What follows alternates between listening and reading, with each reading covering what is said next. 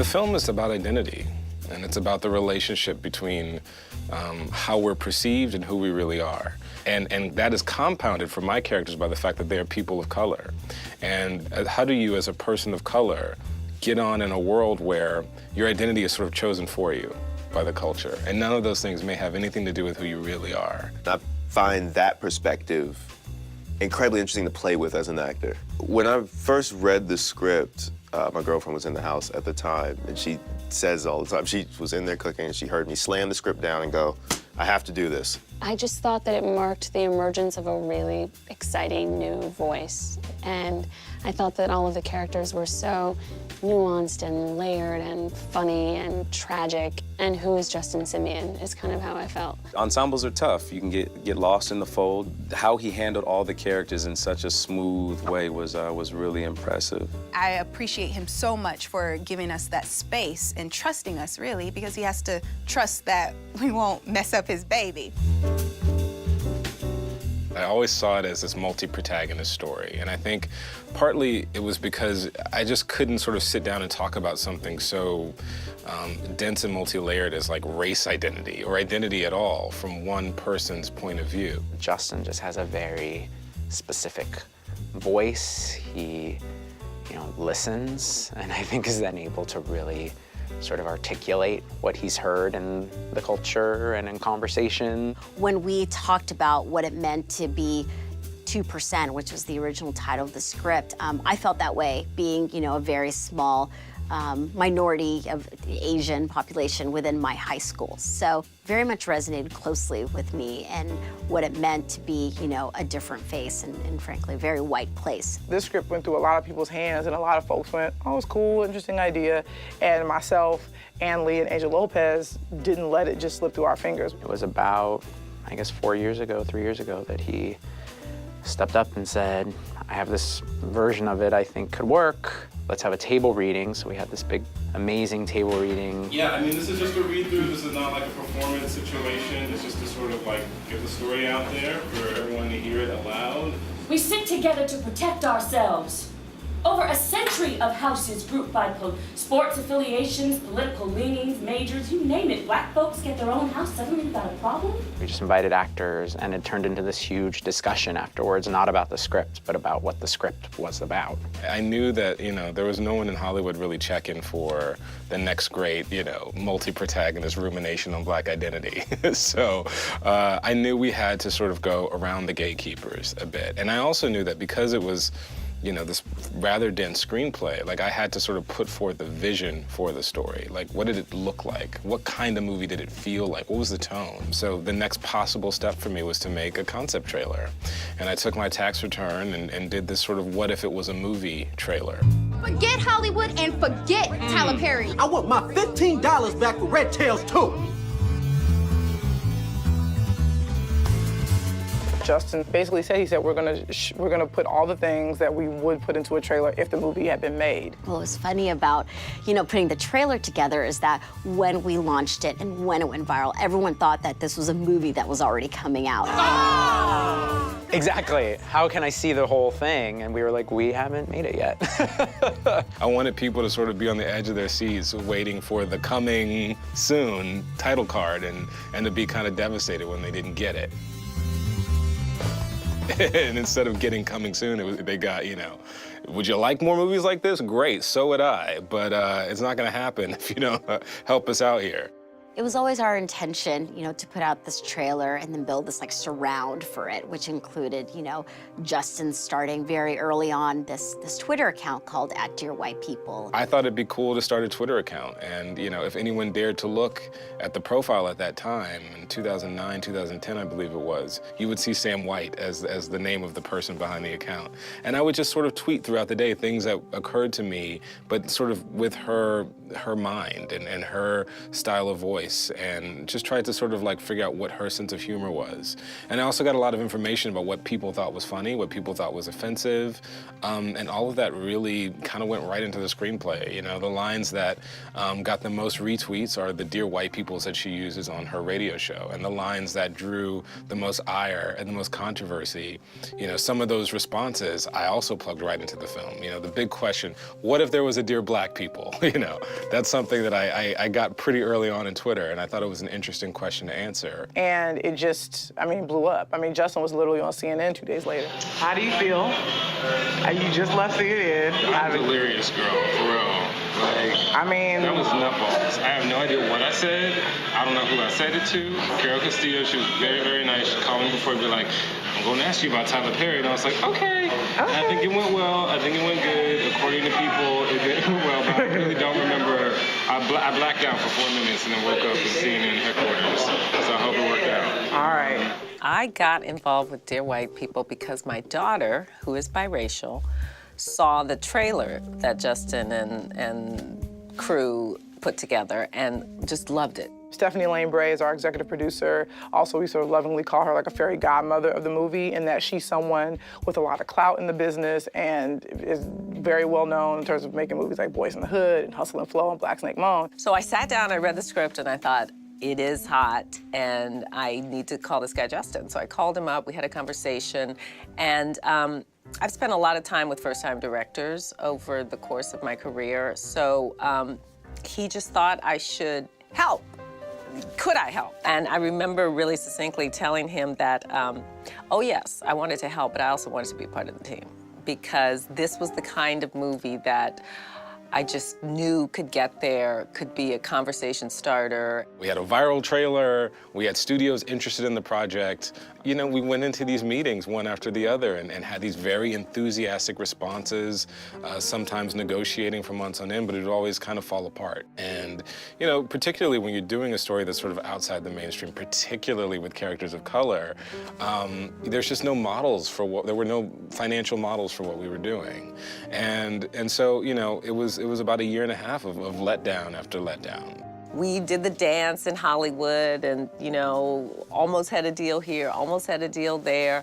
I could hear that panic. I could hear that, just that crestfallen disappointment when you feel like you have something and then it's taken away. And I remember telling those guys, it's this or something better. It's all good. Like, this is just the beginning. Get used to it. We had a friend named Julie Lebedev who, you know, had a company, and we had been talking to her about the project, and she had financed a few movies through her company, Code Red, and I remember her saying, you know, why don't you send me all this stuff on Dear White People again? I want to take a look at it. At that point, it was already almost a little too late. They were talking to some big studios, and I'm sort of a small independent financier, and so I kind of had to lure them back a little bit. It was the day before I signed that deal that I got a call from Julia saying, hey, you know what? I think we want to take a chance on this film. Thankfully, we were friends, so I had, you know, their phone numbers, and I could call them. We were about to sign with really well-meaning people, but it wouldn't have come out as great, I don't think.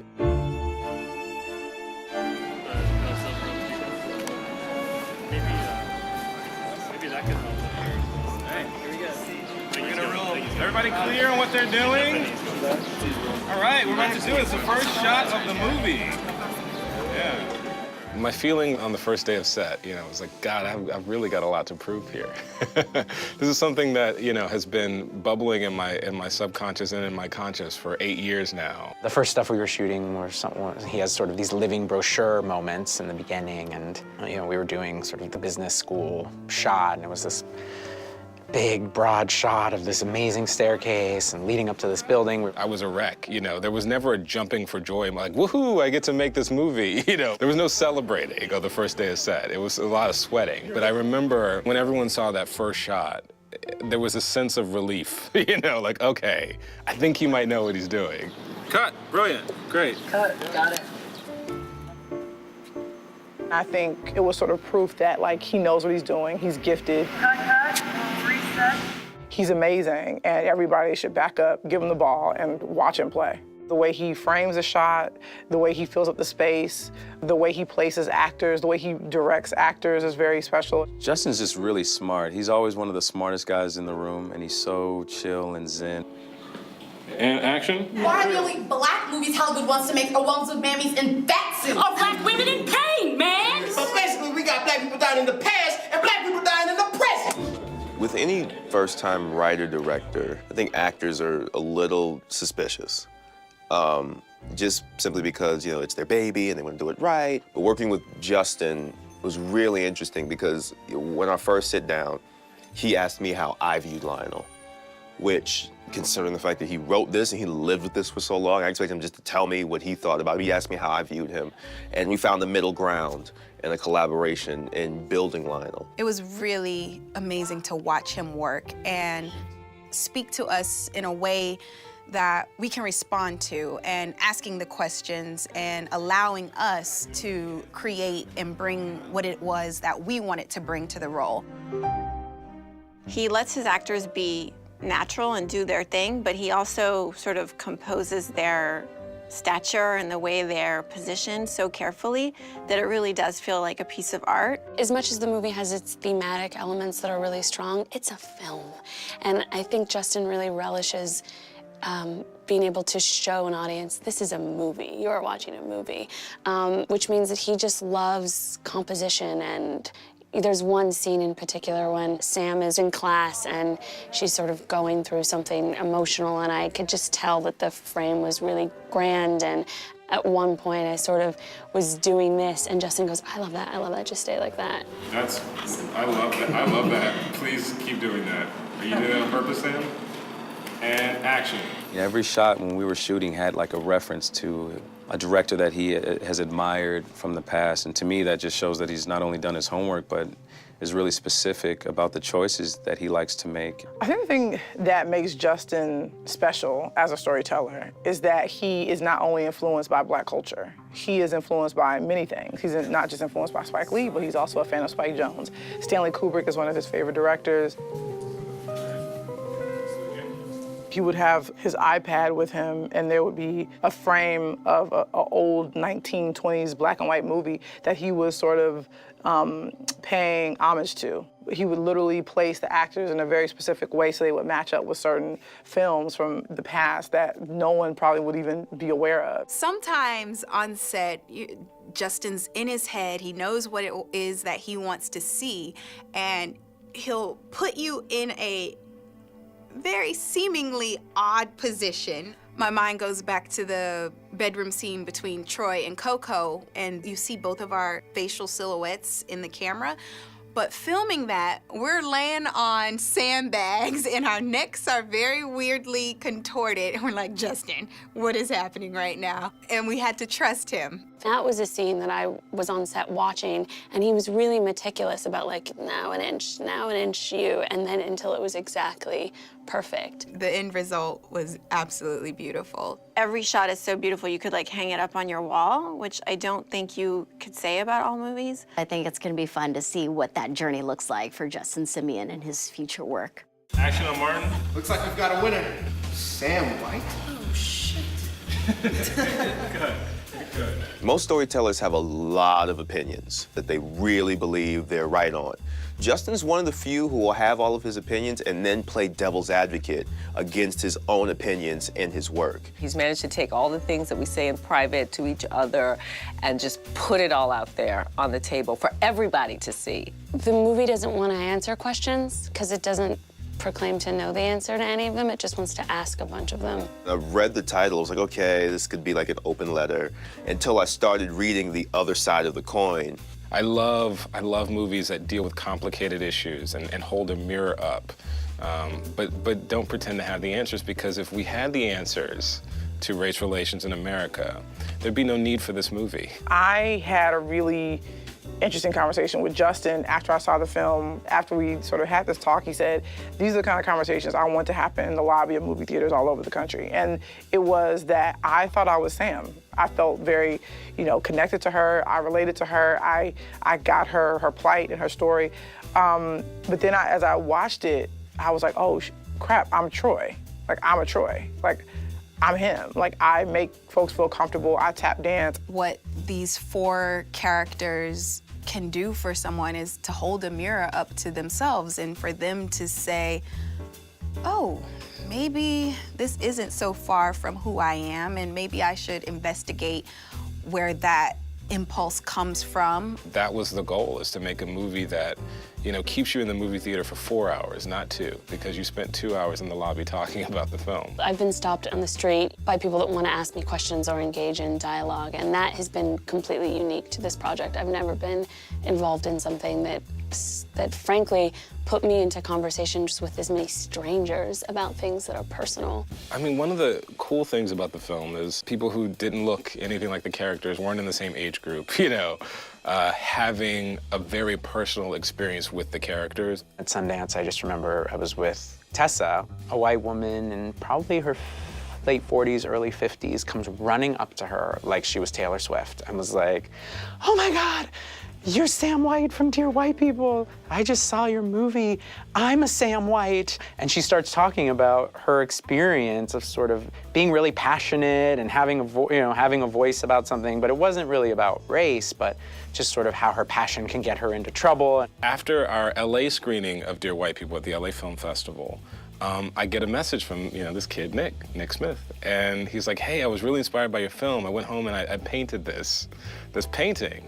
And I looked at it and I was like, this is the most amazing, like, perfectly quintessential image for my film like I've ever seen. Saw the film, loved it, just blown away by how amazing the film was. The next day, my friend Jamila told me, you know, you should do some artwork for it. I started to sketch out some ideas, but the thing that kept in my mind from the film, just like etched in my mind, was kind of that gravitational pull moment when Lionel's hair was being treated like a petting zoo.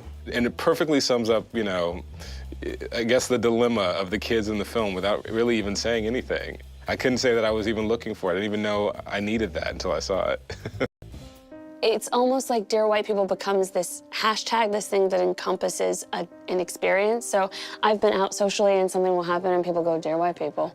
Have I had any Dear White People experiences? Because I have dreadlocks, that tends to be a thing that white people enjoy, sort of like touching the hair, which is always a unique conversation. Tessa's actually a part of the story, but we were actually on a press junket for Dear White People. This journalist was asking us questions about our characters, but it was very clear in the language he was asking, and he had proclaimed to see the movie, but it was very clear in the language he was asking us that he had confused us. And we were like, uh-oh, wait a minute. And then we gave him a second to kind of figure it out.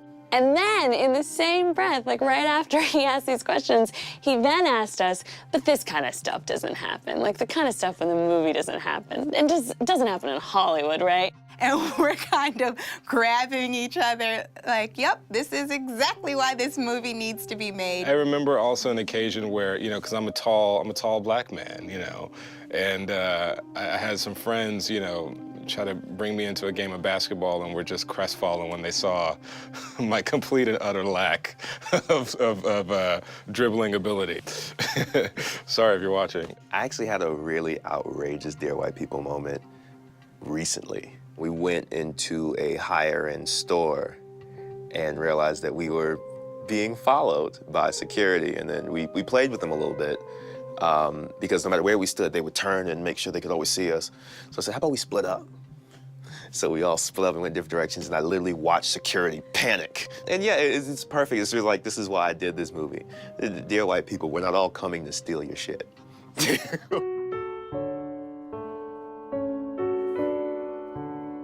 I wanted to see reflections of my community and who I am on the screen, and with truth and depth and nuance. So I'm just so grateful to have been a part of this that I still have to pinch myself.